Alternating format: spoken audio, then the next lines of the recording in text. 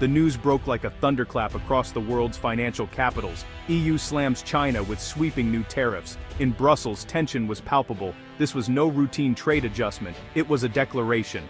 For years, the EU balanced economic partnership with China against rising concerns over unfair competition. Today, that balance shattered. The European Commission announced immediate punitive tariffs on a range of Chinese goods. This was the result of months of tense deliberations, a move many predicted but few expected to be so forceful. Headlines screamed of economic warfare. Europe's bold gamble. Beijing vows retaliation. The message: Europe's era of passivity was over. The EU would no longer watch its industries be undermined by state-subsidized Chinese competitors. This was more than economics, it was a fundamental reassessment of a two-decade defining relationship. The world watched, waiting for Beijing's response. EU officials insisted this was not aggression, but necessity, leveling the playing field, protecting jobs, defending sovereignty. The targeted goods list was broad: electric vehicles, solar panels, wind turbines, critical raw materials. The industries of the future. Europe was signaling it would defend its future at any cost. Global markets panicked. Stock indexes in Frankfurt, Paris, Milan, Hong Kong, and Shanghai plunged. For multinationals, small businesses, and millions of workers, a new era of uncertainty had begun. The architecture of global trade, already fragile, now faced its biggest test in a generation. The EU had fired the first major shot in what could become a prolonged economic conflict. The stakes were clear. Europe was betting on its own resilience. The world braced for the fallout. This is not business as usual. Brussels' new policy marks a strategic shift from open markets to a defensive fortress Europe. The aim: protect Europe's industrial base and economic security. Years of championing free trade have given way to a doctrine prioritizing resilience and strategic autonomy. Tariffs are just the start, meant to shield vulnerable sectors from what Brussels calls market-distorting practices. The goal isn't to decouple from China, but to de-risk reduce critical dependencies in green tech, pharmaceuticals, and digital infrastructure. This is about reasserting control, ensuring Europe's green transition is powered by European technology, not just cheap imports. The strategy includes stricter investment screening, new rules on foreign subsidies, and massive public investment in European tech and manufacturing. Brussels is signaling it will use every tool to defend its economic interests in the 21st century. The tariffs' impact hit Europe's vital industries instantly, especially automotive. German car makers, deeply reliant on China, now face both protection at home and threats abroad. The new tariffs on Chinese EVs are a double-edged sword, shielding European markets, but risking retaliation in China. Europe's battery industry, still dependent on Chinese imports, faces higher costs, but hopes for a chance to grow.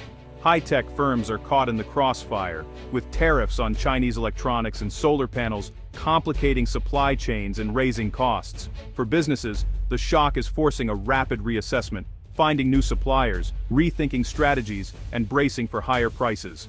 The interconnected global economy means the effects are widespread, not contained. The tariffs are a blunt force, with collateral damage likely for workers, consumers, and companies far beyond the intended targets. Europe's gamble is reshaping the landscape for its most critical industries. To understand this move, see it as defense, not offense. EU officials insist these tariffs are a shield against unfair trade, not protectionism for its own sake.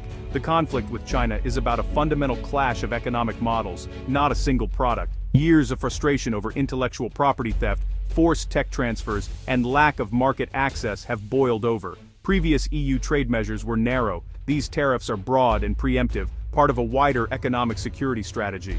The EU is determined not to repeat past mistakes, like the collapse of its solar industry under subsidized Chinese imports. The calculation is stark: act now, or risk losing tomorrow's industrial champions. These tariffs are a last resort wall to preserve Europe's future in a world of intensifying competition. Why escalate now? A convergence of factors turned anxiety into action. COVID-19 and the Ukraine war exposed Europe's dangerous dependencies on rivals for essential goods. The dependency dilemma became existential. What if Europe couldn't source batteries or critical minerals? Recent anti-subsidy investigations revealed massive Chinese state support, providing legal and political justification for tariffs. Political consensus has shifted. Germany's caution gave way to a united front for de-risking.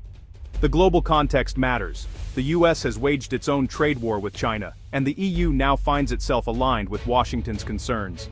The EU isn't forming a united front with the US, but the shared diagnosis makes bold action less isolated. The timing is about seizing a moment of unity and urgency. Brussels is acting before dependencies become irreversible. The world is watching to see if this gamble pays off. Far from Brussels, the impact is deeply personal. Meet Elena, an assembly line worker in Spain. For years, her job brought stability and pride. Now the influx of cheap Chinese EVs threatens her factory's future. The tariffs feel like a lifeline. Maybe her job will survive. But her factory relies on Chinese batteries, and tariffs mean higher costs. She fears European cars will become less competitive, and that Chinese retaliation could dry up export orders. For Elena, this isn't a geopolitical game. It's her family's livelihood on the line. She's caught between the slow threat of being outcompeted and the immediate danger of a trade war. Politicians talk of strategic autonomy, but on the factory floor, it's all about survival. The tariffs might be a shield, but for workers like Elena, the future is more uncertain than ever. The EU's move is reshaping the global economic map. The immediate effect: supply chains are in turmoil. For decades, efficiency ruled. China was the world's factory. Now resilience is the new mantra.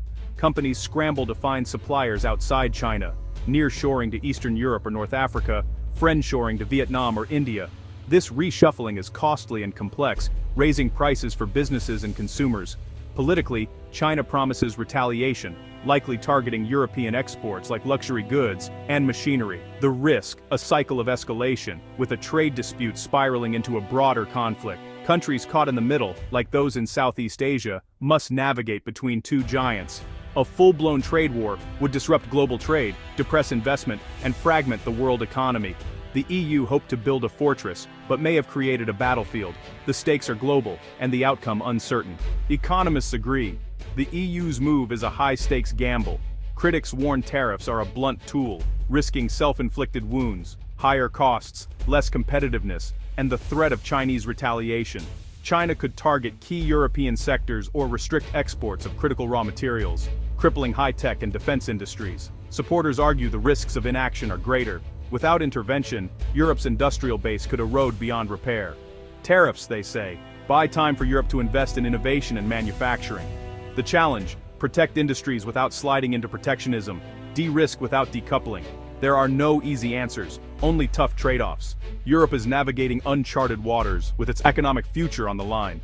With tariffs in place, the world waits for Beijing's next move. China will likely retaliate with tariffs on symbolic European products: French wine, German cars, Spanish olive oil. Behind the scenes, frantic diplomacy will begin. Neither side wants a total breakdown. Economic ties run deep. Envoys will shuttle between Brussels and Beijing, searching for an off-ramp. The EU will demand China curb subsidies. China will insist on tariff removal. Negotiations will be fraught. China's industrial policy is non-negotiable, and the EU won't back down easily. Best case: a tense truce, partial rollback, and unresolved core issues. Worst case: stalemate, escalating retaliation, and poisoned relations for years. The fallout could disrupt global cooperation on climate and public health, and force other nations to pick sides.